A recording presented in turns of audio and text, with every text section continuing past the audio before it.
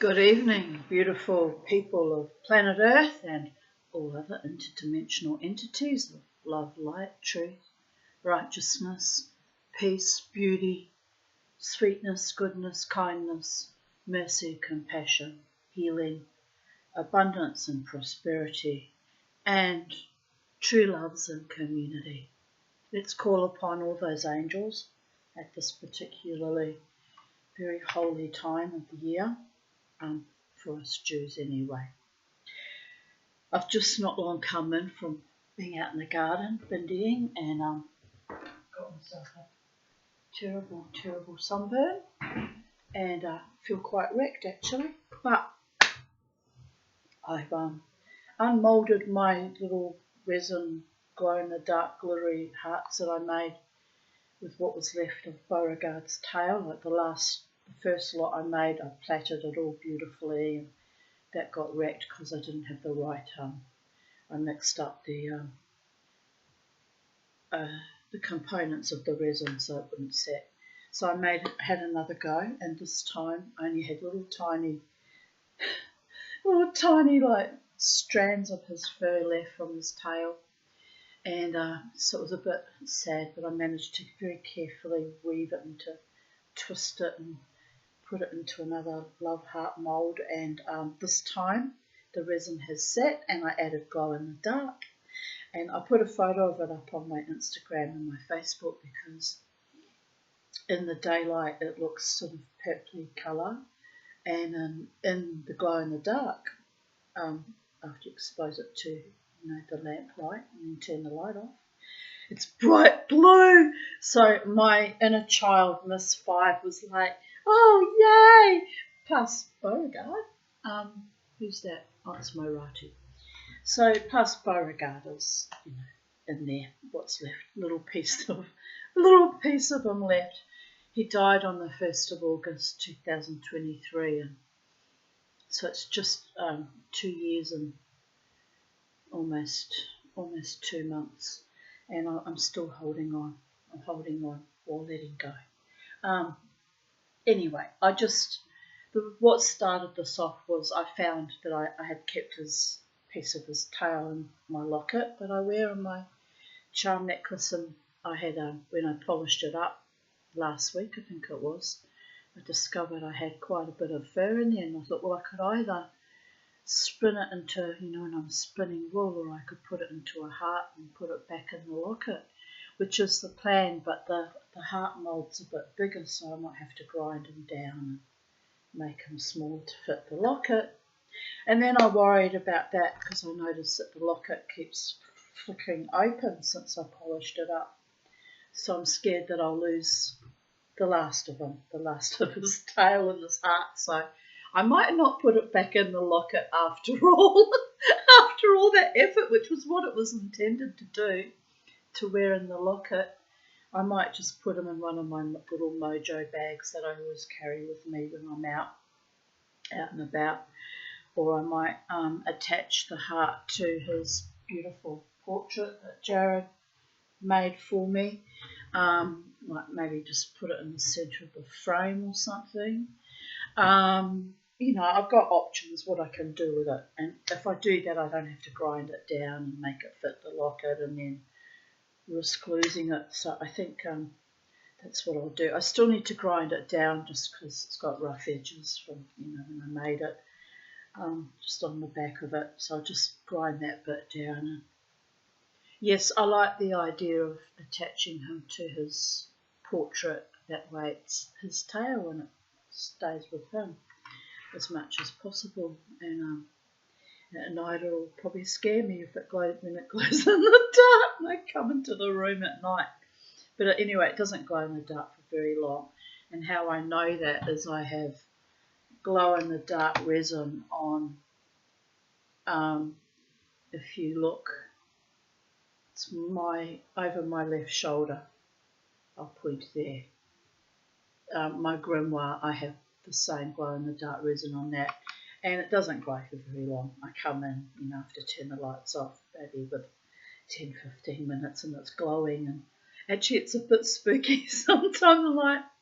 I'm glad that doesn't glow all night long. I could scare myself. But just looked up and there's a sliver of the moon smiling down at us. So I've been out in the garden all day. One of the lovely, cute things, I think I was up to my fourth wind of exhaustion, and I was starting to decompensate. I thought, well, I need to get up and get a drink of water because I'm out in the heat.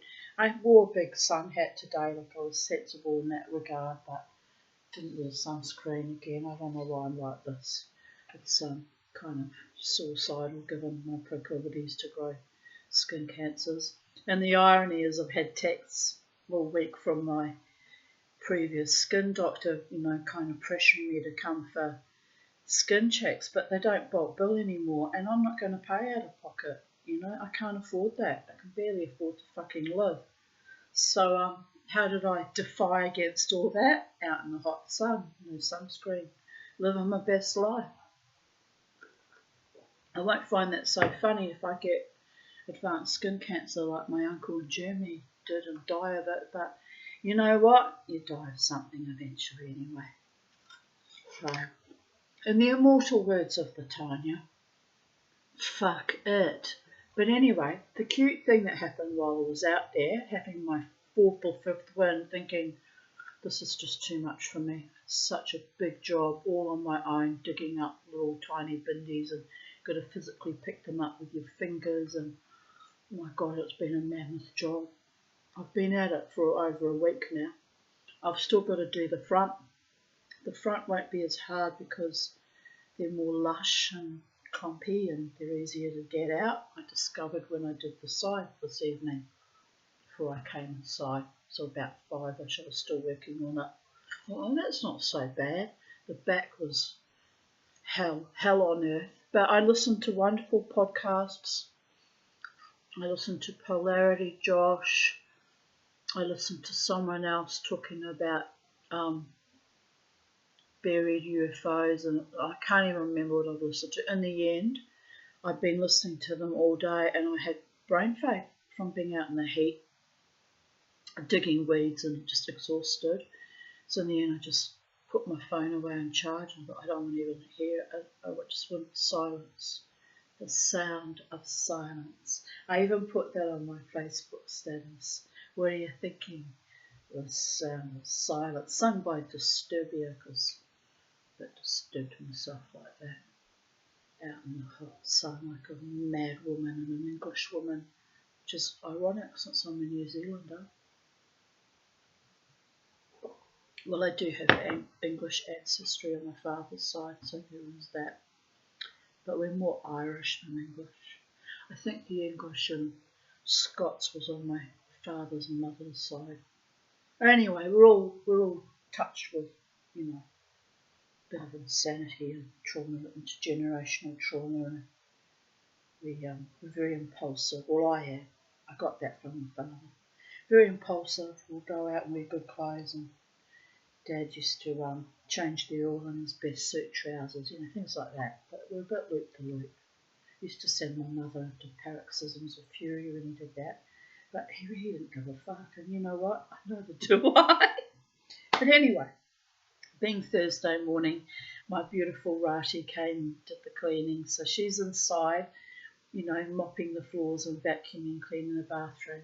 And I'm outside listening to, podcasts about UAPs and paranormal events and all sorts of interesting shows. Digging up bindies. So what's wrong with this picture? If I've got the energy to do that, I should be able to do my housework. But here's the thing, I've always been that way. I've always had a beautiful garden and let the house fall down around my ears because I don't fucking care. Never have really cared that much about housework. It's because, I'll tell you why that was, how I became this way. My mother used to take me out of school, give me a day off work, right? A day of school, rather. Fortunately, I was a highly intelligent child, so it didn't really matter that much. I didn't care. But she'd take me out of school. She'd say, I'm taking you out of school today. You're going to do the housework, and your reward will be, after you finish all the housework, I'll take you to the movies, which was really her reward because she liked to go to the movies too. So I was well aware that this was a manipulation, but I didn't actually care. Day of school. So I've got this thing about I don't give a fuck about housework because I did so much housework as a child. I even helped her when I was 6 years old on her cleaning contract she had with my paedophile godfather, Trevor Singh, who at that age had begun predating on me, by the way. And they even put me to work helping them with their cleaning contract, cleaning the Manchester Unity building, which, by the way, had the most beautiful staircase. I mean, it was a building. I can't even remember how many stories it was. Probably about 6 or 8 or even 10 stories. It was a commercial building. We were commercial cleaners. My dad helped too, on occasion. And my mum, I remember it well. She had the big buffing polishing machine that swung from side to side, polishing the floors. And then she'd send me up to the upper floors, start from the top of the building, work my way down. It was my job at age 6 to, wash all the dust and basically wipe down the dust off all the beautiful desks. Some of them were beautiful, executive type desks, but the antique type, the real grand desks. If they knew that there was a child cleaning their desks and that child was being predated on by, their cleaning contractor and her mother was the one putting her to work, they would have been absolutely disgusted. Or probably not, probably wouldn't care, people, adults. I used to think about that though. I used to write down these desks and I used to think, I wonder what the people who do these jobs, what their children are like, and do they do cleaning, help their parents in their businesses, and because it's not a completely abnormal thing to do. The cleaning, helping with the work, but anyway, there was I made a comment because it was on Tom Sheridan's podcast. He talked about liminal spaces and like shopping malls that are empty and you walk through and you get this eerie feeling, or railway stations or airports. So I actually wrote a comment and I didn't tell them about the fact. Well, they know because I've made no secret of it, but I didn't tell them about the fact that I was being put into slave labour to help predators, but basically that's what it was. Anyway, so I won't work for anyone, so fuck off. Done enough of my day. But anyway, when I say that, I work very hard keeping my house pristine and the garden nice. And when I work on my jewellery, I work very hard to the point that I have breakdowns. So it is like that. I'll work for my own benefit if I think it sparks joy or comes with a result that I can give to someone. They might get enjoyment out of it. Which is why I get ripeable if I work on something and I give it to someone and just like, meh. They have no idea the emotional cost and the energy that I've poured into it. That's the same with everyone, So it's rude to treat someone like that. Really disgustingly rude. But anyway, I digress. So yes, I made a comment on Thomas Sheridan's page on the sub when we were talking about liminal spaces, and I talked about this at 6 looking down from the top of the staircase down to the ground floor, and it was beautiful black and white stairs. It was actually a beautiful building, the Manchester Unity building, from what I remember still. Sort of faded in memory a bit, but I do remember this, internal staircase, which would have been, for people to use when the lifts were broken down, or those who preferred to take the stairs. Anyway, I looked down, and I remember having this moment. I had a bit of suicidal ideation even when I was a young child, because by the age of 6, I'd already died a few times. I think about, let me think, there was near drowning, then there was the Rotorua bacterial meningitis, and then there was another event too. Yeah, I think it was about 3 times. By the age of 6, I'd already technically died 3 times. So I wasn't really all that bothered by death because I'd lived through it and survived it. And even as a child, thought, well, it's just another doorway, isn't it? I was quite circumspect about it. And when things got really bad, when I felt under constant bloody pressure, I would just think about it'd be so easy to just jump in. So I'd look down. I know that's an awful thing to say, but I'm living under terrible. My childhood was that terrible. So I'd look down from the top of this staircase in this liminal space, and my mother would be off somewhere buffing the floors. I mean, I have to say my mother was very negligent and very abusive, emotionally, mentally, and my dad's nickname for her was Slap Happy. So physically, she didn't beat me within an inch of my life like she received from her mother, but she was quick and ready with the wooden spoon on the back of her hand. So there was physical abuse, and then there was the sexual abuse as well. Started when I was 6, but I have a fairly good idea my mother knew about that. She kind of admitted it to me when I was 35, which set me almost driving off a bridge that day. So I'll never forget that day. It was Hyenas, 15th of September 2000. Anyway, I didn't kill myself because I had teenagers at home and I had to hold it together and get them through it. I didn't actually attempt suicide a serious attempt till I was 50. Isn't that fucking ironic? I held on that long. Anyway, I'm digressing again. So I'm looking down the staircase at this beautiful, and it almost looks like it was spiraling, almost like as you look down from a child's mind eye view, because I was only little, I was only 6. I'm looking down, and my dad used to have this quip which actually probably saved me. My dad's kind of dry, wry, dark sense of humour. He used to say to me, it's not the fall that hurts, it's the sudden stop at the bottom.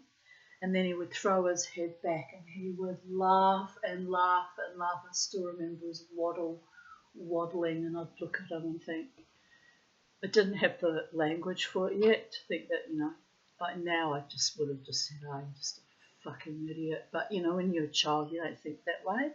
But I just kind of looked at him and thought, you're not right, are you? You're just not right. You're not a role model for me. You're not a parent. You're just useless piece of shit, really. Not protective. And, laughing at about, someone falling to their death. Like, it's not fucking funny. Anyway, so I'd have this in the back of my mind, and I'd be looking down, and this whole staircase, I'd get vertigo. It would start to become almost kaleidoscopic, and it would be calling to me, do it, do it, do it, do it, do it, do it. And I'd be looking down thinking, oh, but my mummy would be so upset if I was just a puddle at the bottom of that staircase. My dad probably wouldn't like it either, and the scandal, the trouble they would have, And this was how I used to talk myself down. It's like built into me to survive no matter what. It's actually quite astonishing. People are going. Even my psychiatrist said to me, I don't know how you survived childhood. You should not have survived your childhood. It's actually astonishing. I went, oh, my childhood was pretty bad, but, my adolescence wasn't any better. He said, you shouldn't have survived your adolescence either. He said, I look at you sometimes in therapy and you tell me these stories and they're all true. And he says, I just look at you and I think, I don't know how you're still here. Because I'm a stubborn motherfucker and no bastard ever gets to grind me down.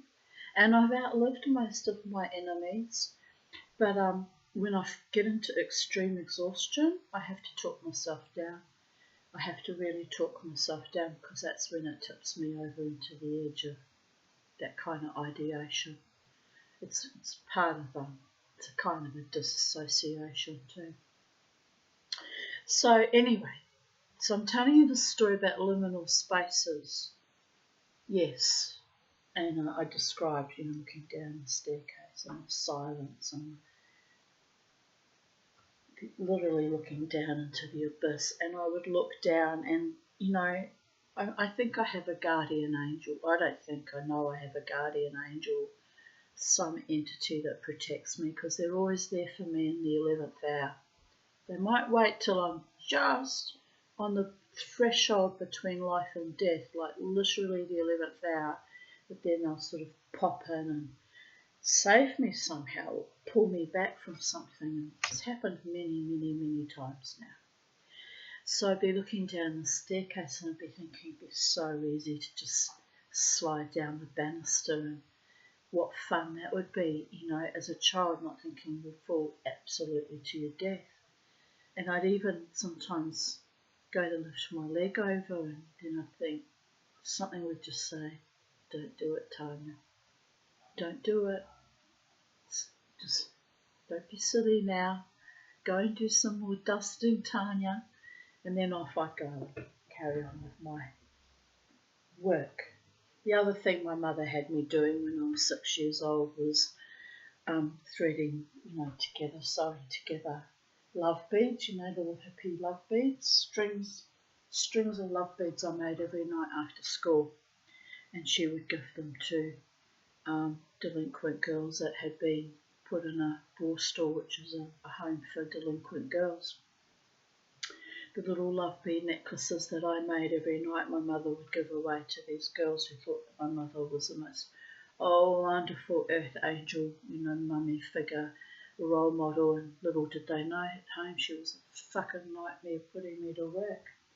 So yes, me and work we have a bad relationship. I'd be wealthy if it weren't for my bad relationship and my trauma issues. But every time I tried to hold down a job, I got abused. So very quickly I was just like, no, I'm done.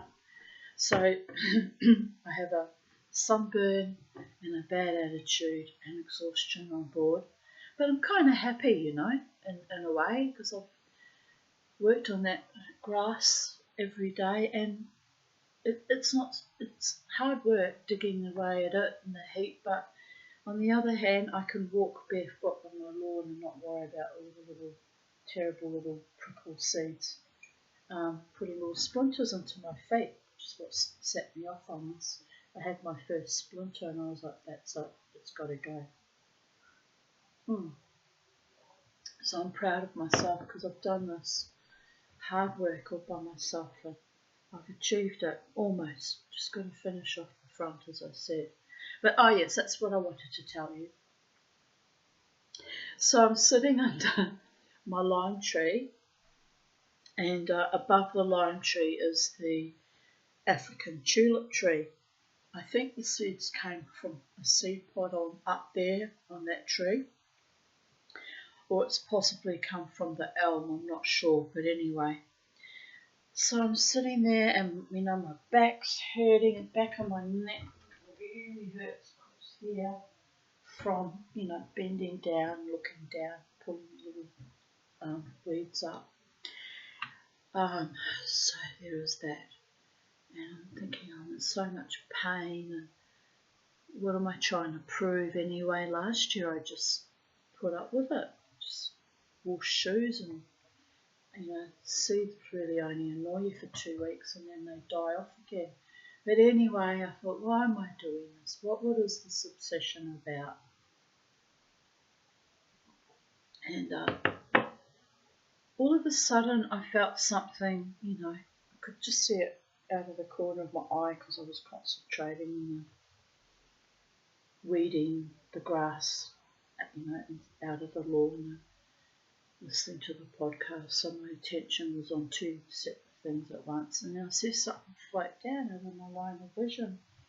And I'm wearing this black dress, which is actually a very nice dress, but it's comfortable to work in, So I was wearing this dress. And I looked down, and sitting on my thigh was this little flaky little sort of seed, but in the middle of it, the middle of the seed, I should have taken a photo, but my phone was inside at that time. So it was late in the afternoon because I just needed silence, complete silence. So I didn't have my phone to take the photo. And but it was a seed, and it had a love-shaped heart just sitting on my thigh, as if to say I was getting quite sort of maudlin, and I wouldn't say suicidal, but getting to the point where I'm so tired I kind of leave my body, and I was getting angry and frustrated, and I was saying to myself, how much longer am I going to sit out in the hot sun doing this? I've been out there since Arati arrived about 10, and I had a chat to her. So I'd been out there since about 10:30, and this is like, when this happened was about 4:30. So I'd been out there for 6 fucking hours. The only time I had a break was to get a couple of drinks of water because I worried I might dehydrate, and I was starting to feel quite faint. And I'd had a couple of cups of tea, but they were my only breaks. Just ploughed through it, sitting on the grass. The birds were even looking at me like, what are you doing, Mama T? So anyway, and then this little seed just flew down, dropped down from the pod and up in the tree, and landed on my thigh. It was a sweet little love heart, and I was like, oh, someone loves me. And then the other weird thing was, and I very rarely drink during the week. I usually reserve to have, a couple of drinks when I go dancing. But I thought, no, I've worked so hard today, I'm going to have a Jack Daniels and Coke. So I made the Jack Daniels and Coke. This was about 1:30ish in the afternoon, and I'm out there, and on head down, arse up on the grass, bottom on the grass, scratching away. And I looked at my Jack Daniels and Coke, and like the bit of froth or bubbles that was on top of it also formed the shape of the little love heart. And I was like, oh, isn't that sweet? So I don't know who was sending me all this love today, but it came from the fairy world, from Titania's realm, probably inspiring me and encouraging me and saying, come on, Mama T, we know you're working hard on that grass. We know it's kind of killing you, but look at you. You're so cute and adorable, and we love you. And yes, they were sending me all these sweet little signs. So it was quite delightful, Anyway, on that note, I'm going to carry on reading 28 minutes in, just my mad little musings, but never mind. That's part of the charm of coming to Titania's Row. You never know what you're going to get. So we'll carry on with, I am quite tired, so it won't be a long one tonight. Although that's a very short chapter. So let's have a look. How long is the next chapter? Alright, we've got 2 short chapters today, which suits me just fine because my neck really hurts. I've overdone it, as I do. So we'll carry on with chapter 15 and possibly chapter 16 if I don't decompensate too much with exhaustion. So we'll see how we go, because I am overdoing things a little bit. But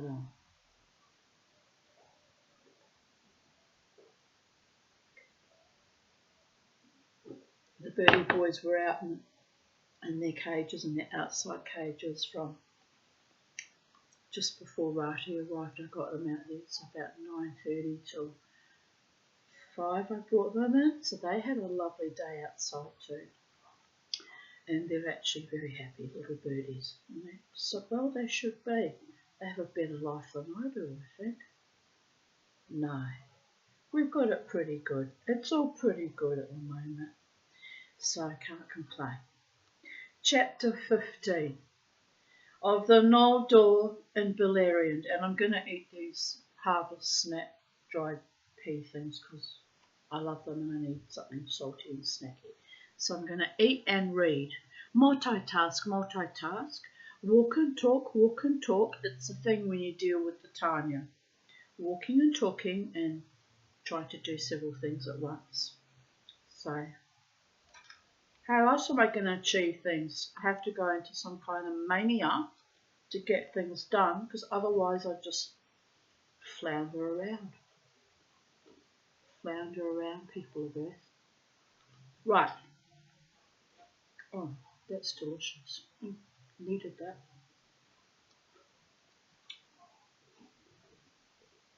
Of the Noldor and Beleriand. It has been told how, by the guidance of Ulmo Turgon of Navrast, discovered the hidden vale of Tumladen, and that, as was after known, lay east of the upper waters of Sirion, in a ring of mountains tall and sheer, and no living thing came there save the eagles of Thorondor. Just moving and snip the things away from me, reached them easier. But there was a deep way under the mountains, delved in the darkness of the world by waters that flowed out to join the streams of Sirion, and this way Turgon found, and so came to the green plain amid the mountains, and saw the island hill that stood there of hard, smooth stone, for the vale had been a great lake in ancient days.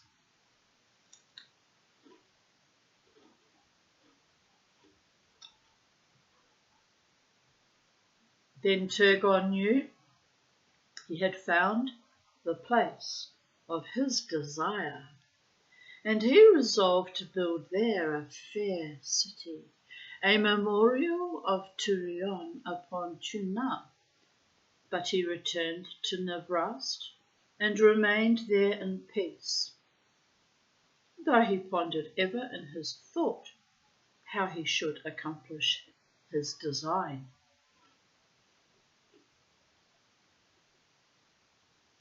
Now, after the Dagor Aglareb, the unquiet that almost set in his heart returned to him, and he summoned many of the hardiest and most skilled of his people, and led them secretly to the hidden vale, and there they began the building of the city that Turgon had devised. And they set a watch all about it, that none might come upon their work from without. And the power of Ulmo that ran in Sirion protected them. But Turgon dwelt still for the most part in Navrast, until it came to pass that at last the city was full wrought, after 52 years of secret toil.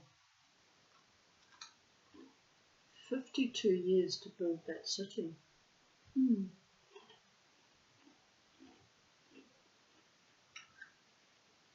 It is said that Turgon appointed its name to be Ondilindi in the speech of the elves of Valinor, the rock of the music of water. For there were fountains upon the hill. Who doesn't love the music of running water? That's why I have a pond, which I was going to clean the filter today, but I was just too busy bindi weeding, so I'm going to do it tomorrow. Hope the weather stays fine tomorrow so I can get in and knuckle down to that. I think it should be okay though. We've had a lovely week of very lovely weather.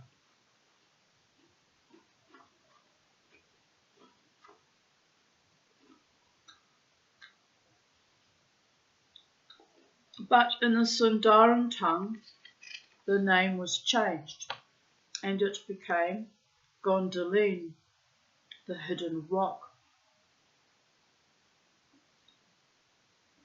Then Turgon prepared to depart from Nevrast and leave his halls in Vinyamar beside the sea. And there Ulmo came to him once again and spoke with him. And he said, Now thou shalt go at last to Gondolin, Turgon, and I will maintain my power in the vale of Sirion, and in all the waters therein, so that none shall mark thy going, nor shall any find there the hidden entrance against thy will. Longest of all the realms of the Eldalai shall Gondolin stand against Melkor. But love not too well the work of thy hands, and the devices of thy heart, and remember that the true hope of the Noldor lieth in the west, and cometh from the sea.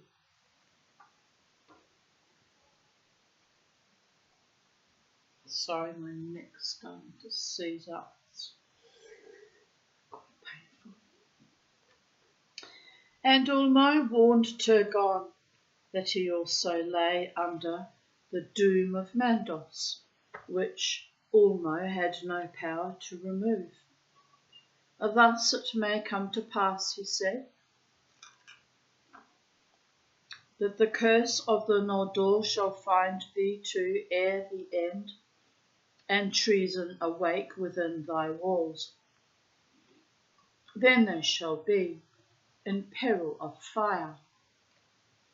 But if this peril draweth nigh indeed, then even from Nevrast one shall come to warn thee, and from him, beyond ruin and fire, hope shall be born for elves and men.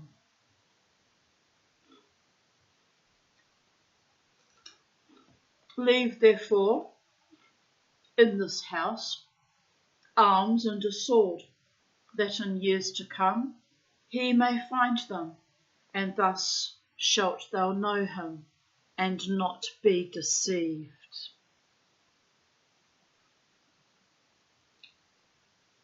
And Ulmo declared to Turgon of what kind and stature should be the helm, and mail, and sword that he left behind.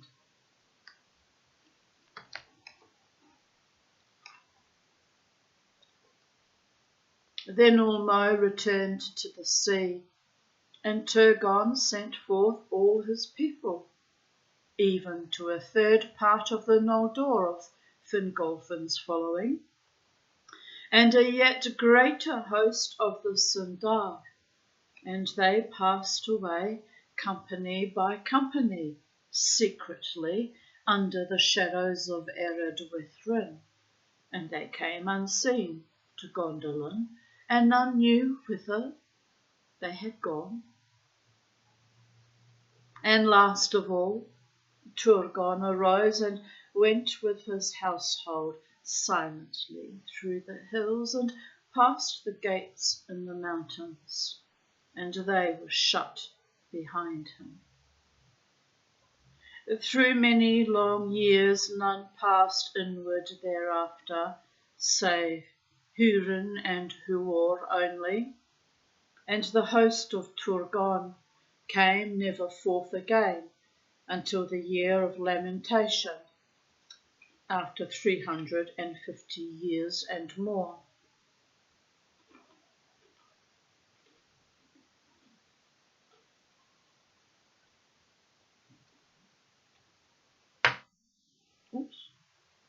But behind the circle of the mountains, the people of Turgon grew and throve, and they put forth their skill and labour unceasing, so that Gondolin upon Amon Gwareth became fair indeed, and fit to compare even with elven Tirion, beyond the sea. High and white were its walls, and smooth its stairs, and tall and strong was the tower of the king. There shining fountains played, and in the courts of Turgon stood images of the trees of old, which Turgon himself wrought with elven craft. And the tree which he made of gold was called Glengal, and the tree whose flowers he made of silver was named Belthil. But fairer than all the wonders of Gondolin was Idril, Turgon's daughter, she that was called Celebrimbor, the Silverfoot, whose hair was as the gold of Lorelin before the coming of Melkor. Thus Turgon lived long in bliss, but Navrast was desolate and remained empty of living folk until the ruin of Beleriand. Now, while the city of Gondolin was building in secret, Finrod Felagund wrought in the deep places of Nargothrond, but Galadriel, his sister, dwelt, as has been told, in Thingol's realm in Doriath. You can tell Galadriel's my personal favourite, can't you? Yes. And at times, Melian and Galadriel would speak together of Valinor and the bliss of old. And beyond the dark door of the death of the trees, Galadriel would not go, but ever fell silent. And on a time, Melian said, "There is some woe that lies upon you and your kin. That I can see in you, but all else is hidden from me, for by no vision or thought can I perceive anything that passed or passes in the west. A shadow lies over all the land of Aman, and reaches far out over the sea." Why will you not tell me more? For that woe is past, said Galadriel, and I would take what joy is here left, untroubled by memory, and maybe there is woe enough yet to come, though still hope may seem bright. Then Melian looked into her eyes and said, I believe not that the Noldor came forth as messengers of the Valar, as was said at first, not though they came in the very hour of our need, for they speak never of the Valar, nor have their high lords brought any message to Thingol, whether from Manwë or Ulmo, or even from Olwe, the king's brother, and his own folk that went over the sea. For what cause, Galadriel, were the high people of the Noldor driven forth as exiles from Aman?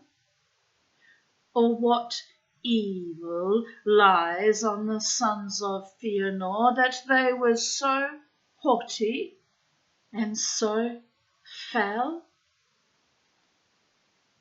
Do I not strike near the truth? Near, said Galadriel, save that we were not driven forth, but came of our own will and against that of the Valar. And through great peril and in despite of the Valar, for this purpose we came, to take vengeance upon Morgoth and regain what he stole. And then Galadriel spoke to Melian of the Silmarils, and of the slaying of King Finwë at Formenos. But still she said no word of the oath, nor of the kin-slaying, nor of the burning of the ships at Losgar. But Melian said, Now much you tell me, and yet more I perceive. A darkness you would cast over the long road from Tirion, but I see evil there, which Thingol should learn for his guidance.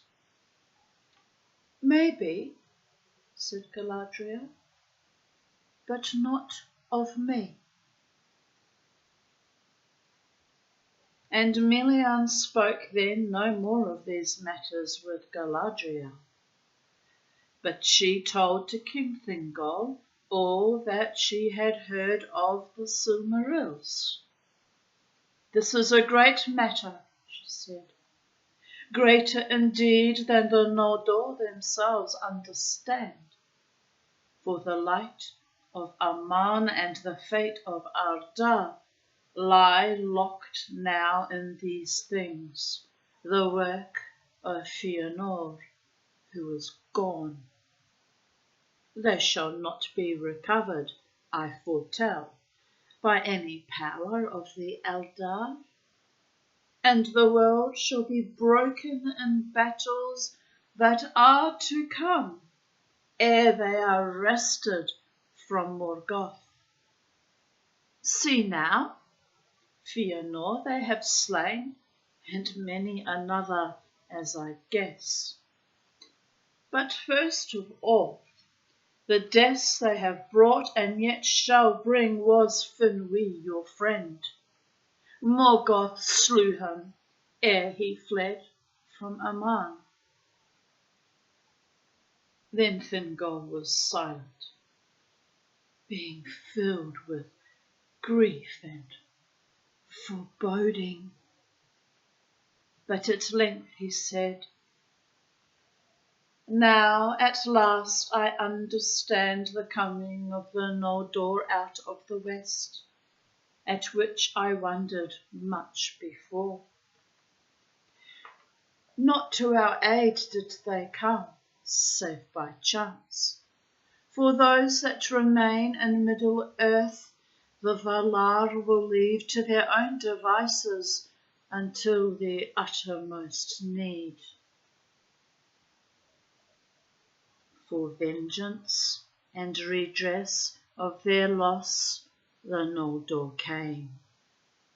Yet all the more sure shall they be as allies against Morgoth, with whom it is not now to be thought that they shall ever make treaty.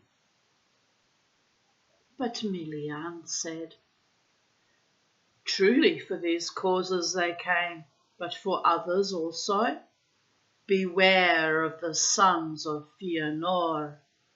The shadow of the wrath of the Valar lies upon them, and they have done evil, I perceive, both in Aman and to their own kin. A grief, but lulled to sleep, lies between the princes of the Noldor.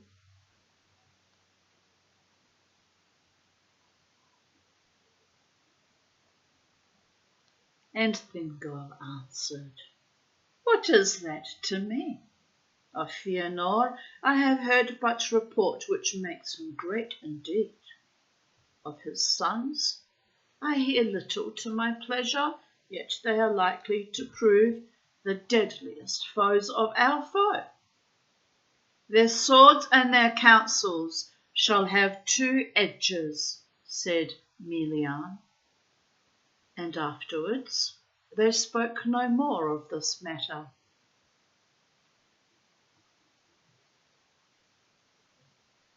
It was not long before whispered tales began to pass among the Sindar concerning the deeds of the Noldor ere they came to Beleriand.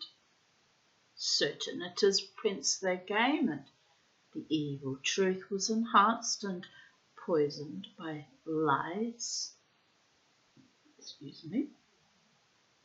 But the Sindar were yet unwary and trustful of words, and, as may well be thought, Morgoth chosen for this first assault of his malice, for they knew him not. And Círdan, hearing these dark tales, was troubled, for he was wise and perceived swiftly that, true or false, they were put about at this time through malice, though the malice he deemed was that of the princes of the Noldor, because of the jealousy of their houses. Therefore he sent messengers to Thingol to tell all that he had heard.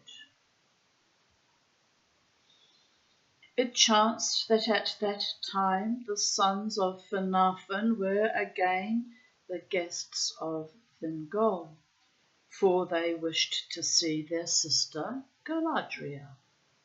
Then Thingol, being greatly moved, spoke in anger to Finrod, saying, "I'll have you done to me, kinsman, to conceal so great matters from me, for now I have learned of all the evil deeds of the Noldor." But Finrod answered, "What ill have I done you, Lord?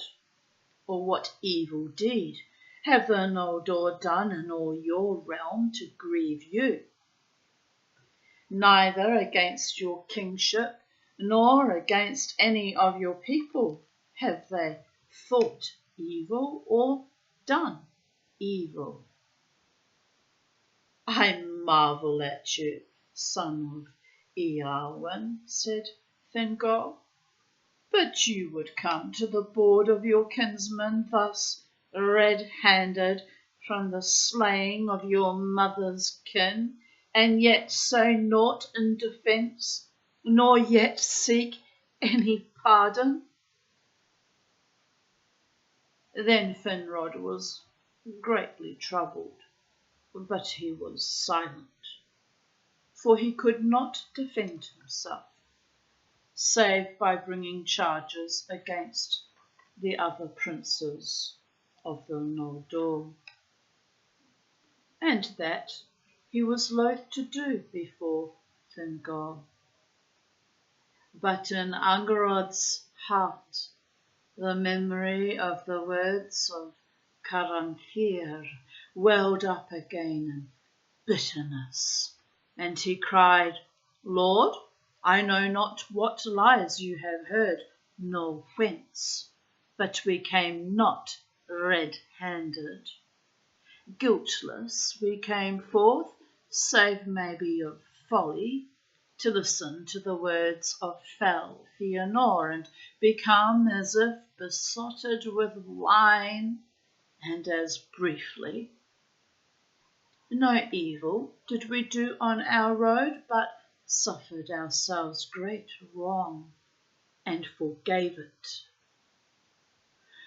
For this we are named tale-bearers to you, and treasonable to the Noldor, untruly as you know, for we have of our loyalty been silent before you, and thus earned your anger. But now these charges are no longer to be borne, and the truth you shall know. Then Amrod spoke bitterly against the sons of Fëanor, telling of the blood at Alqualondi and the doom of Mandos and the burning of the ships at Losgar. And he cried, "Wherefore should we have endured the grinding ice, bear the name of kinslayers and traitors?" "Yet the shadow of Mandos lies on you also," said Melian. But Thingol was long silent ere he spoke. "Go now," he said, "for my heart is hot within me. Later you may return if you will, for I will not shut my doors for ever against you, my kindred that were ensnared in an evil that you did not aid. With Fingolfin and his people also I will keep friendship, for they have bitterly atoned for such ill as they did.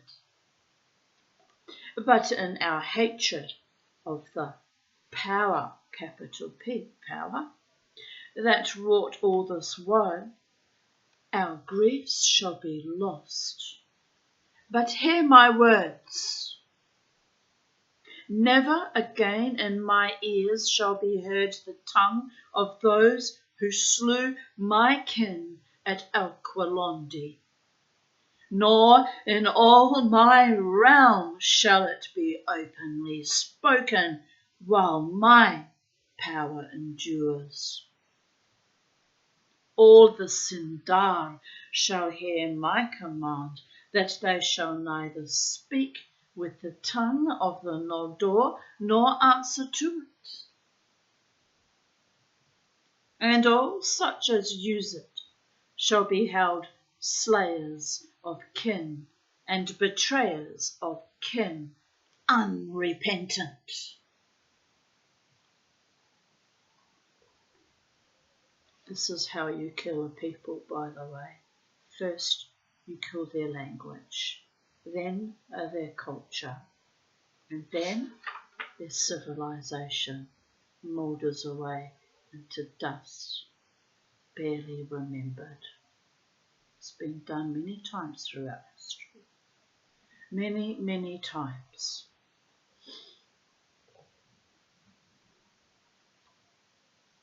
Then the sons of Finarfin departed from Menegroth with heavy hearts, perceiving how the words of Mandos would ever be made true, and that none of the Noldor that followed after Fëanor could escape from the shadow that lay upon his house.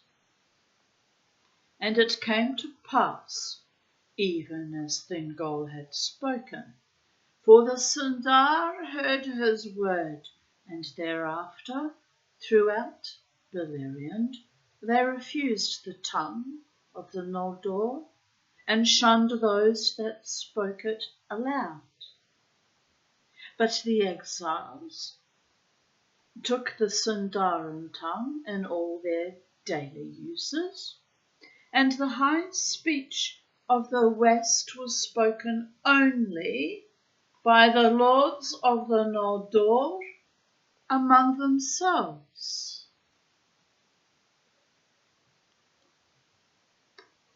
Yet that speech lived ever as a language of lore wherever any of that people dwelt.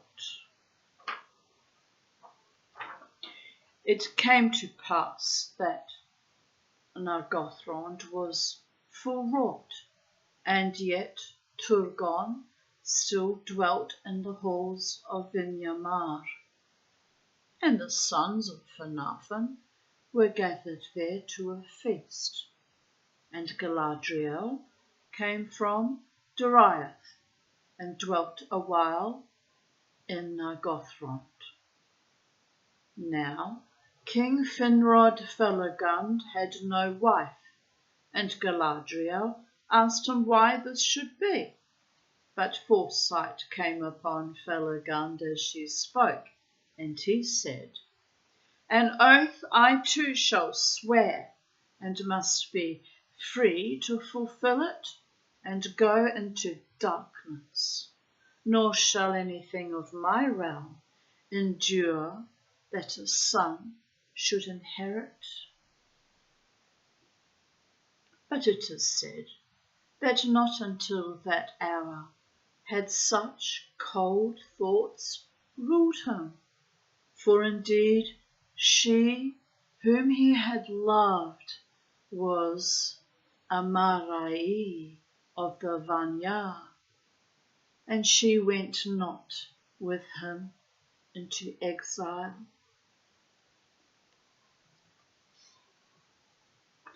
Chapter 16 of Maeglin.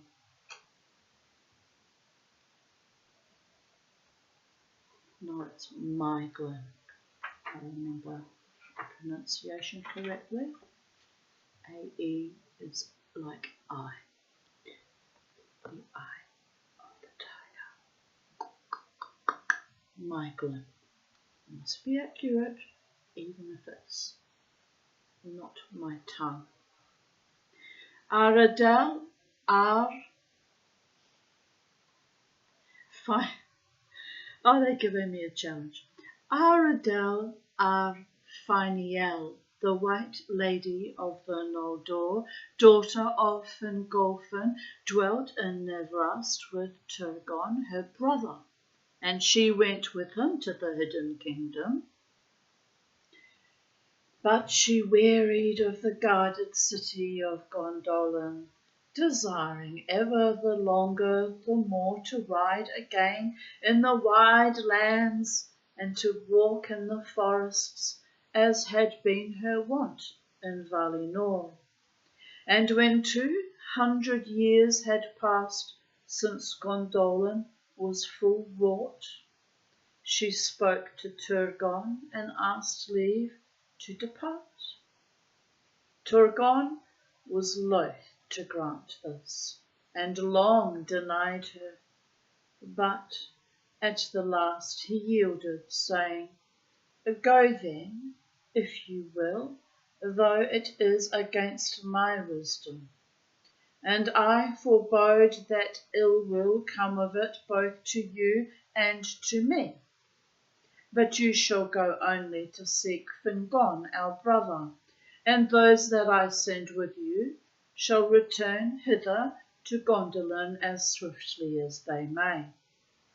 But Aradel said, "I am your sister, and not your servant, and beyond your bounds I will go as seems good to me, and if you begrudge me an escort, then I will go alone." Then Turgon answered, "I grudge you nothing that I have, yet I desire that none shall dwell beyond my walls who know the way hither. And if I trust you, my sister, others I trust less to keep guard of their tongues." And Turgon appointed 3 lords of his household to ride with Aradel, and he bade them lead her to Fingon in Hithlum, if they might prevail upon her. "And be wary," he said, "for though Morgoth be yet hemmed in the north, there are many perils in Middle-earth of which the lady knows nothing." Then Aradel departed from Gondolin, and Turgon's heart was heavy at her going. But when she came to the ford of Brithiach in the river Sirion, she said to her companions, "Turn now south and not north, for I will not ride to Hithlum. My heart desires rather to see the sons of Fëanor, my friends of old. And since she could not be dissuaded, they turned south as she commanded, and sought admittance into Doriath. But the march wardens denied them, for Thingol would suffer none of the Noldor to pass the girdle, save his kinsfolk of the house of Finarfin, and least of all those that were friends of the sons of Fëanor. Therefore the march warden said to Aredel, "To the land of Caligor, for which you seek, lady, you may by no means pass through the realm of King Thingol. You must ride beyond the girdle of Melian, to the south or to the north. The speediest way is by the paths that lead east from the Brithiach through Dunbar and along the north march of this kingdom, until you pass the bridge of Escaldun and the fords of Aros, and come to the lands that lie behind the hill of Himring. There dwell, as we believe, Caligorm and Curufin, and it may be that you will find them, but the road is perilous." Then Aredel turned back and sought the dangerous road between the haunted valleys of Ered Gorgoroth and the north fences of Doriath. And as they drew near to the evil region of Nan Dungortheb, the riders became enmeshed in shadows, and Aredel strayed from her companions and was lost. They sought long for her, in vain, fearing that she had been ensnared or had drunk from the poisoned streams of that land. But the fell creatures of Ungoliant that dwelt in the ravines were aroused and pursued them, and they hardly escaped with their lives. When at last they returned and their tale was told, there was great sorrow in Gondolin, and Turgon sat long alone, enduring grief and anger in silence.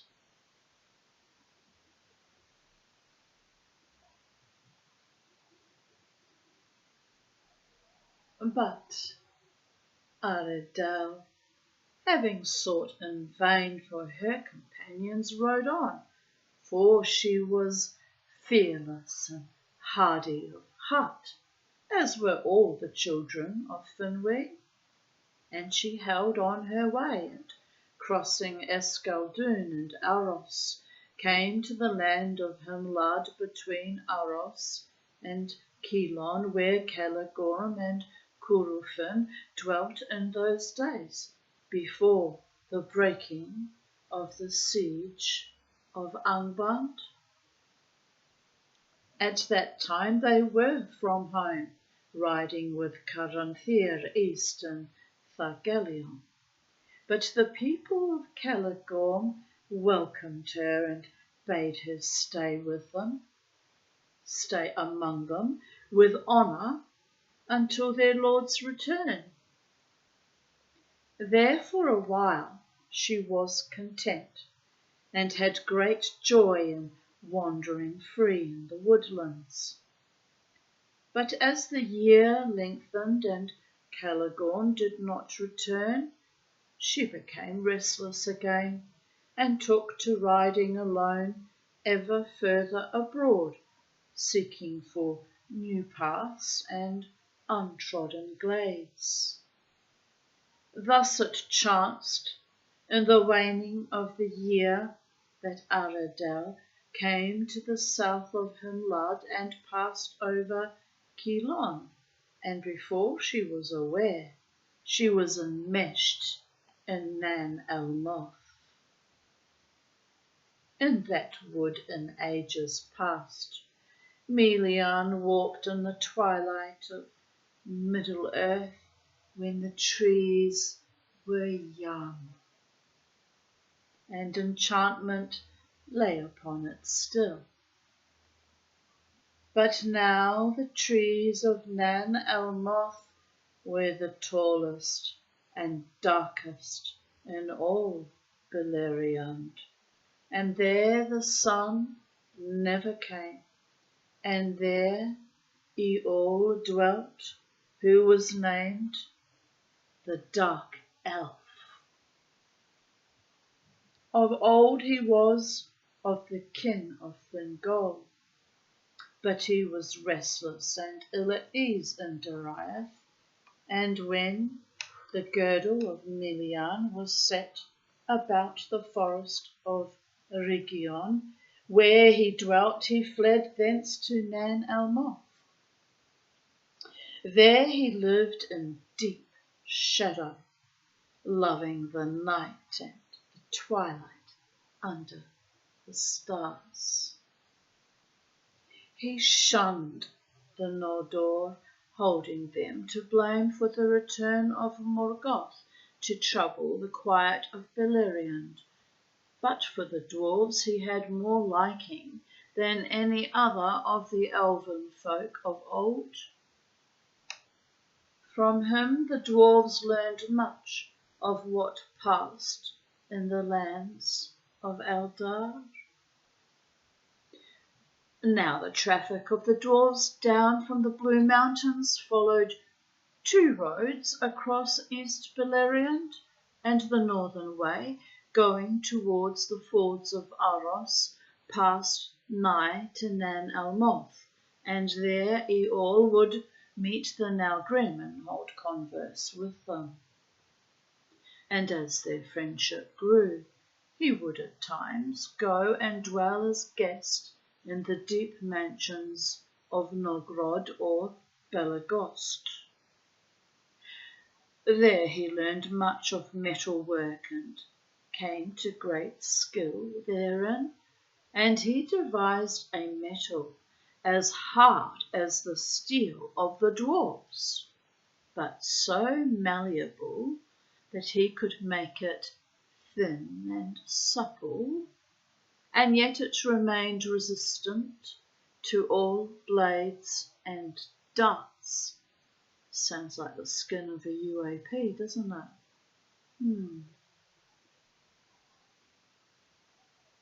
He named it Galvorn, for it was black and shining like jet, and he was clad in it whenever he went abroad. But Eol, though stooped by his smith work, I know that feeling, my neck gets very sore from looking down. I didn't do any smith work, but the bindi weavings, killing me softly with his song, telling my whole life with his words, killing me softly with his song. What am I going to do when I finish that project, the weeding of the bindis? I think I'll start spinning my fleece that I renovated, the beautiful spinning wheel that Belinda and Bill Daniel gave me, so I need to get cracking onto that. That'll be my next project. I think I'm almost ready. I just want to finish the weeding first. And I've got to get, I've promised Belinda that I'm going to make her, she's commissioned me to make a pendant for her, so that'll be another project I've got to get cracking on soon too. Busy, Mama T. Never a dull moment. And keeping myself very busy for the apocalypse. What apocalypse? There's an apocalypse? My psychiatrist calls it manic denial. However it works.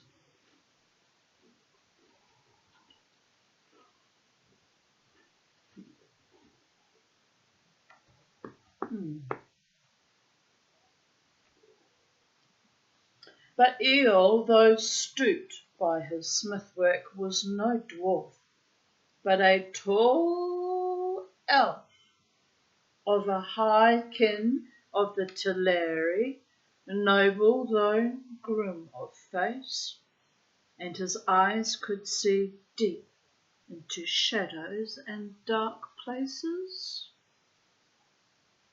And it came to pass that he saw Aridel Aphaniel as she strayed among the tall trees near the borders of Nan Elmoth, a gleam of white in the dim land. Very fair she seemed to him, and he desired her. And he set his enchantments about her, so that she could not find the ways out, but drew ever nearer to his dwelling in the depths of the wood. It's a bit bloody predatory, isn't it? And trapping a beautiful woman.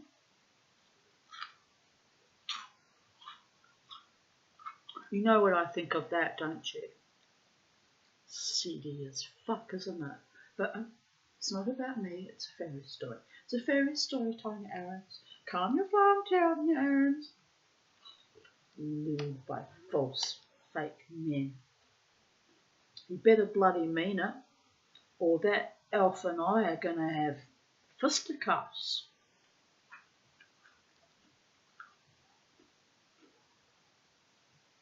In all seriousness, don't trifle with a lady's heart unless you actually mean it.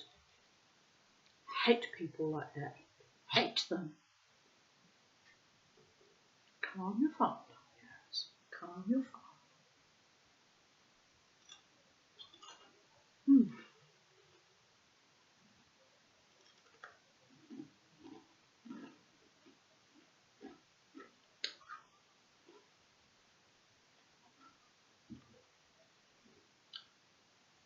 There were his smithy and his dim halls. I'd hate to live in dim halls. Does it have to be dim? Sounds dreadfully boring to me. Can't stand. Never put me in a dim hall. There'll be anarchy and chaos. I'll act out every freaking day. It's a bit like having to stare at my grey neighbourhood because they painted for the apocalypse. Almost beneath consciousness it was. I guess grey paint was cheap in 2020. Motherfuckers. I mean, you almost have to laugh, except it's not funny. It really isn't. Grey and beige. Grey and beige. It could be worse. They could have painted their houses puce.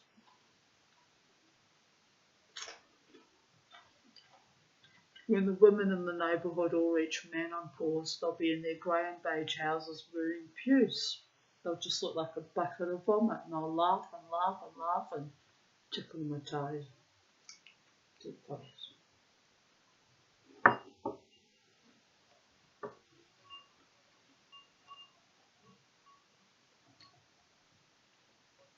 Right, where were we?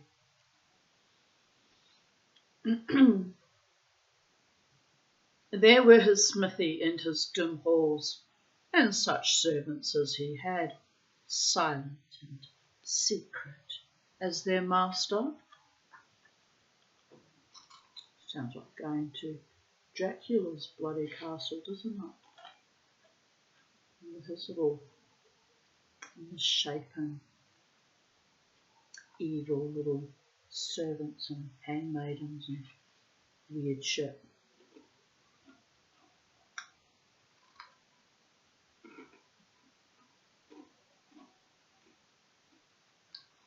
And when Aridel, weary with wandering, came at last to his doors, he revealed himself, and he welcomed her and led her into his house.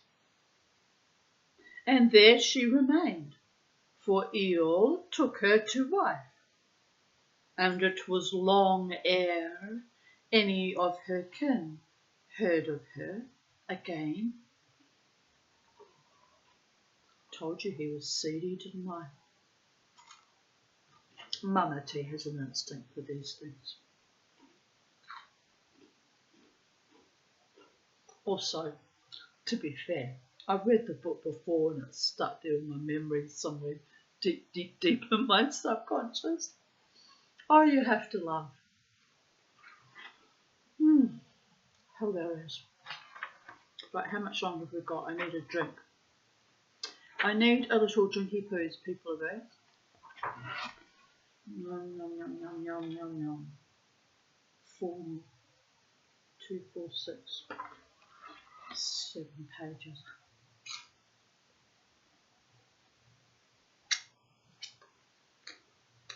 Yes. Intermission while I go and get myself a Jack Daniels and Coke, which is 2 drinks today. It's most unusual. I haven't drunk at home through the week for months. It's been very good. Very, very, very, very good. Very good, very good.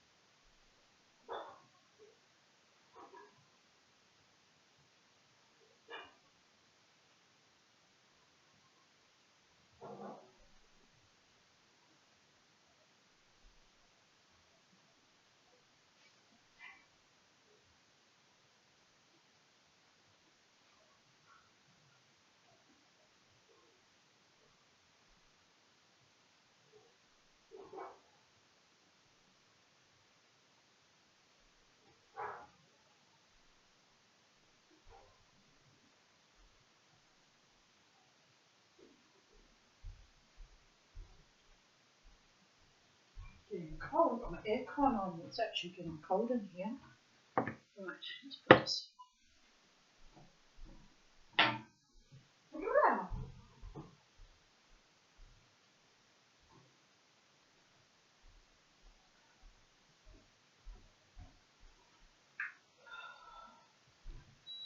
Turn it off for a little while. Chilly.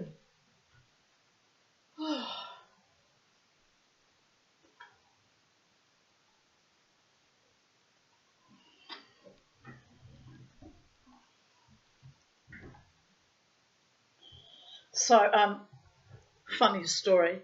So I went to pour my Jack Daniels and Coke, and I must be tired. I reached in and I grabbed the bottle of milk and I poured milk into it. And as I'm pouring the milk, I realised what I was doing. I went, oh dear goodness! And I wasn't going to waste the Jack Daniels because it's expensive now. It's like $70, $80 a bottle. I can't afford that freaking lifestyle. That's why I make my Jack Daniels last by not drinking it very often at home. And anyway, so I drank that down. So, and that was a double, by the way. And then I've made another one with actual Coke in it. So that's probably equivalent of what, 3 or 4 drinks. So if I get a bit silly, you'll know why. Be a little bit pissed, given that I haven't drunk much for the last few weeks. And I worked hard today. And the alcohol probably goes straight to my head. And do you know what? I don't care. Time to celebrate life, Mama T. It's only an occasional tipple anyway, so I don't have to feel guilty. But can you believe I poured milk in my Jack Daniels and then I drank it because I didn't want to waste the alcohol? Milk and Jack Daniels was Not terrible, but not great either, by the way. So there was that. But you kind of have to laugh. It's a bit like the time when I, had my chocolate eclairs in an old pickle jar that still smelt of pickle, and I took a bite into the lovely caramelly chocolate, and it just tasted like Polish pickled cucumbers. Well, that was a bit special that day too. So it was one of those moments. So I won't be going anywhere this evening, which I have no intentions of going anywhere anyway, because I've, got a fair bit of booze under my belt now, and milk flavoured Jack Daniels. Who knew? Kind of softened the blow a bit, I suppose. Let's have a chippy, a dried pea in honour of the Jack Daniels. To you, Jack Daniels. To you, Papa Leopard. And to you, beautiful YouTube audience subscribers, and most precious of all, because it's rare, likers and commentators. We're celebrating life, the high. Life should be celebrated. If I had a wonderful, sincere, heartfelt, genuine lover, there'd be quite some celebrations, but we won't be going there because no one worthy of the Tanya's body, mind and spirit that is true and loyal and faithful, and I'm done with feckless knobs who play twisted games and I think it's okay to humiliate me in public. Fuck that shit. No, we won't be fucking him. That's why he turned savage, by the way. Men like to have their way, throw their leg over and get their way. I'm not even pissed yet and I'm already going off like a prawn on a barbie on a hot day. Jack Daniels and heat stroke. I'm capable of saying anything right now. It could be quite comical. It's very funny when I go on these little streams of consciousness. On that note, let's have another drink. To life, l'chaim. To true, loyal, faithful, beautiful, soulful lovers, and to Three Eye Atlas that might just save us from ourselves. Let's drink to that. It's probably got my man on it. Probably got 3 heads and 3 penises, and I won't know what to do with him either when he arrives. That'd be a bit weird, wouldn't it? Are alien invaders sexual predators like humans? I hope not. That would be awful. They usually just harvest you for your eggs, and Mama T's fresh out her eggs that she doesn't have a uterus anymore. Mind you, I potentially still do have my ovaries, but I don't think they pump out eggs anymore. I think they gave that up for a bad joke some years ago. So I'm relatively safe from alien organ harvesters. I am not, however, safe from the human botulism that they're going to put in my bladder. I'm not safe from that. I'd be better off with the aliens. They might have other ways of healing with your bladder without inserting toxins into you. Dear Goddess. It's probably why I'm acting out, doing lots of gardening and having my house all pristine so that if I pop my clogs, at least I can sit here haunting the place as everyone comes and takes what they want from here and go, well, at least it's clean and tidy and neat and I did everything I could to have it all looking pristine. It's a matter of pride, It's a matter of pride. But honestly, let's not get histrionic and maudlin, because Mama T's got no intention of dying, but it's not a very pleasant procedure and I'm really not looking forward to it at all. Not at all. No offence to my beautiful, talented, and very tolerant and wise, young and beautiful urologist. She finds me most unusual and difficult to contend with, but Every doctor or surgeon ever born or ever created is found to be unusual and difficult to contend with, because I've died too many times to, be completely compliant with any of these medical interventions, and most of them don't actually end up working on me, by the way. Botox in the bladder is the last option left to me, so that's a scary thought, a very scary thought. Anyway, I'm sure there's a bridge somewhere with my name over it, and I'll climb over it and get over myself.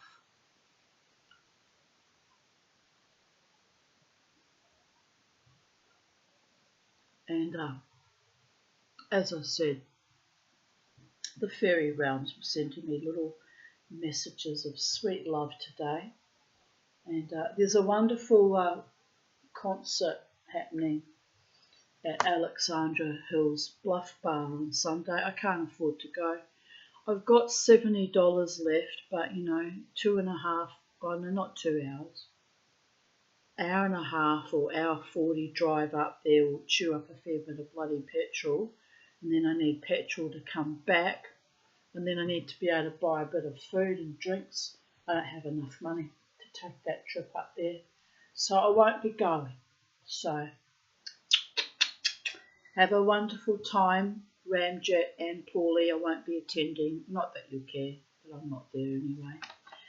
I have enough money that I can probably still go dancing tomorrow night, which I have to pay $10 or $9 parking, but I have enough money for that, but I don't have enough to make a big trip.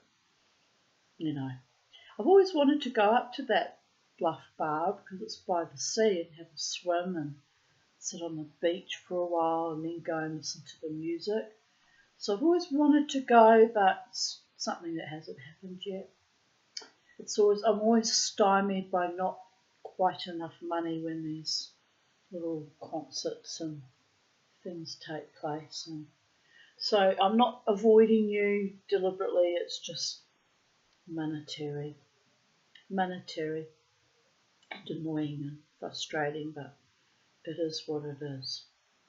So I'll be there with you in spirit, Judy and Paulie and Mr. Liquor and Michael West. It's a 90s alternative gig or concert, or we'll be playing lots of cool 90s grunge, which I would have really fucking enjoyed actually, because I do like the Nirvana and all the other types of 90s grunge, so I'm missing out. But I'm not too sad about it, because at the end of the day, I have to be safe, and I can't be trapsing up and down to the Sunshine Coast and back in my car that's kind of due for service soon too, and not enough money, and it is what it is, people of Earth. Life's like that, shitful at times, but they'll have their own friends supporting them. They won't even notice that I didn't drag my sorry ass up there. Oh, I sound self-pitying, don't I? I need to stop that. But I was actually thinking about going and kind of looking forward to it actually. But well, funds ran low. My air fryer broke down. I had to buy a new one, but I bought that on ZipPay, so I'm paying that off. So the funds only stretch so far, and Mama T can't perform miracles. So, oh my goodness, now I'm spilling booze down my front. Oh well, this cardigan could do with a wash anyway. Right, yeah, the funds ran low. Mama T was on this knife edge of fiscal magical juggling, which I manage quite well actually overall. I just have to miss out on certain things when I don't have enough money, and it's not the end of the world, and probably keeps me pristine and safe from false and feckless lovers that might turn up and try to seduce me into some false delusion like the last one did. Yuck. Yuck. Let's drink to that, people of Earth. You have to laugh. Anyway, overall, I'm actually happy. So things happen the way they happen. Keeps everyone safe and contented in their own little world. So no harm, no foul. And those that thought they were going to play me for some kind of dickhead or idiot or twat goblin, feckless, used up old hag have got egg on their face, and I'm okay with it too. So there is that. Where were we? Not having egg on my face, because I'm an authentic and upright and honest woman, even though I love deeply. Smallest violin, ready? I always have to laugh. Are you ready? I must be a bit pissed. Here we go. How does that song go? Oh, that's right. And I feel like forever to touch you, 'cause I know that you... I can't even sing it seriously. 'Cause I know that you feel me somehow. I'm the closest to heaven that I'll ever be, and I don't wanna go home right now. Well, anyway, Mama T's not going home, as in home. She's staying right here, where she's got no bindies in her gardens, which has been an epic effort, and she'll be spinning wool like the ancient wife of Ulysses or Odysseus, waiting for him to come home from the Greek wars and unravelling it each night so she doesn't have to marry any feckless, unsuitable suitors. And I'll be spinning my wool and laughing in the face of other people's acrimony and misery and envy and spite. The only way to live your life, people of Earth. Just be the one who laughs the loudest, last, and best.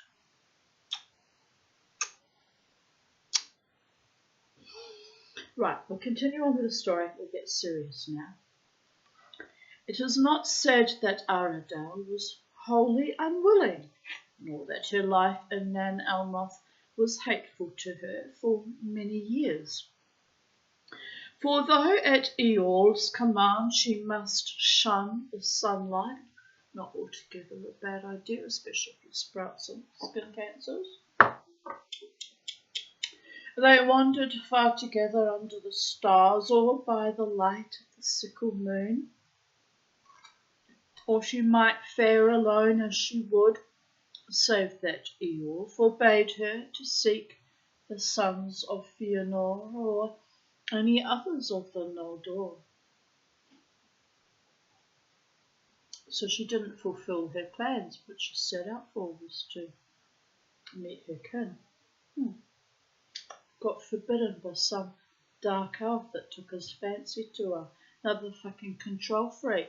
Wonder if he told her not to mush her neck 360 degrees. Sad little motherfucker. Who has the absolute chutzpah or nerve or temerity or audacity to control the Tanya? And then I even indulged him in that. That's how madly in love with him I was. It's just a bit silly, isn't it? Let's have another drink to that. The Mama T reclaimed her full power and equilibrium. And thinks now that you're a bit of a dickhead for ever trying to control me. Not wise, gentlemen of Earth. Not wise to fuck with the Tanya, who survived 16 near deaths since early infancy, I might add. I wonder what what that's about, why the gods keep vomiting me back to earth, so I sit here alone, digging out bindies and philosophizing about my non-existent love life. It's a bit weird when you think about it, isn't it? But there'll be a higher reason for it, and it will all make sense in the end, people of Earth. When I cross between this 3D physical dimensionality to the next, it'll all make sense in the end. Someone quietly take me aside and say, Tanya Lou, this is what that was actually about. You were just a casualty of war, darling girl. Probably. It's probably what it really was.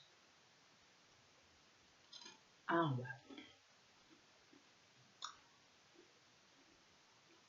I have sacred space and my true kin who are invisible to the human eye. Are you enjoying the Silmarillion, my people? We would ask them to show us a sign if they're enjoying it, but they'll take me literally and they actually will, and they'll scare all of us, so we'll behave now. We'll behave. They showed me lots of little signs of sweet little love hearts today, sending me love when I was getting a bit exhausted and distraught, because they know what happens when I go into overdrive. No one to love me or look after me, be gentle with me, except my beautiful Rati who cleaned on Thursdays, so sweet.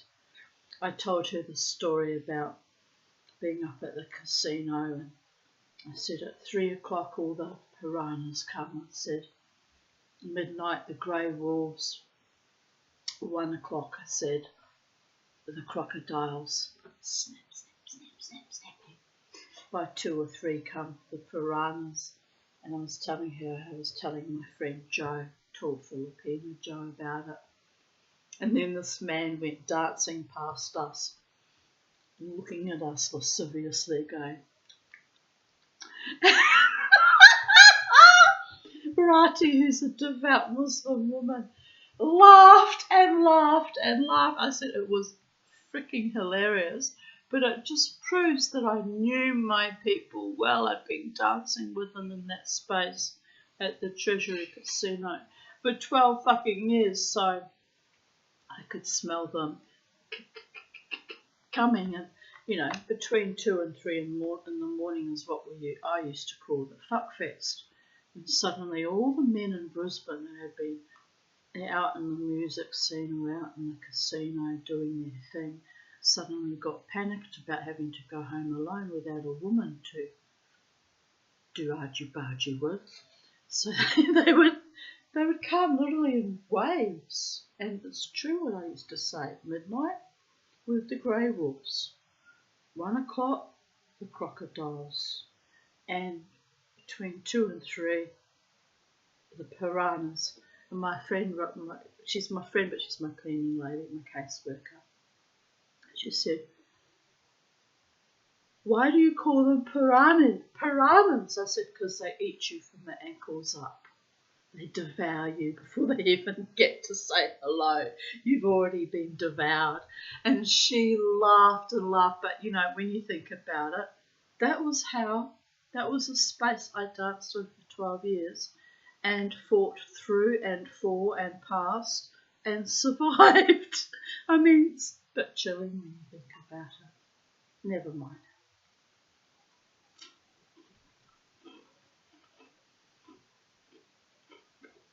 Then COVID came and they forbade me dancing because I refused to, inject myself with bioengineered toxins that no one knew what they really were.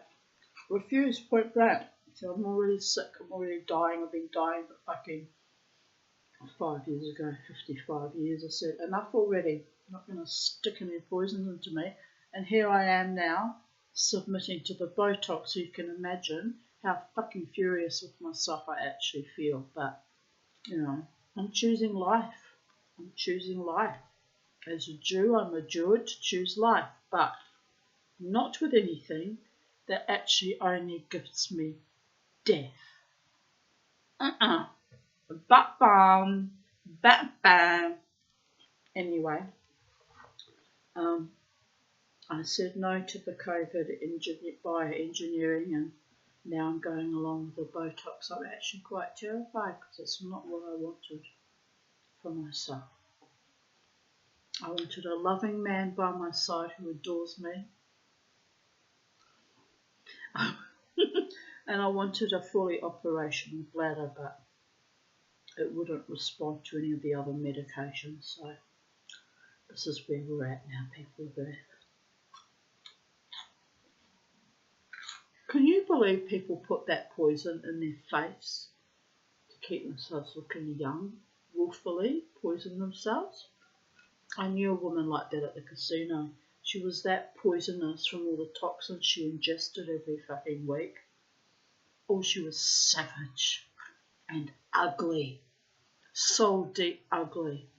At least I'll have Botox in my bladder. I won't actually be so deep ugly, or I hope not. Because I fought it every inch of the way. Remember that, people of Earth.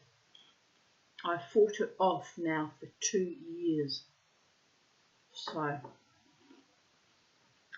it's been a long resistance. I submitted to the CPAP too, which I fought for 23 years.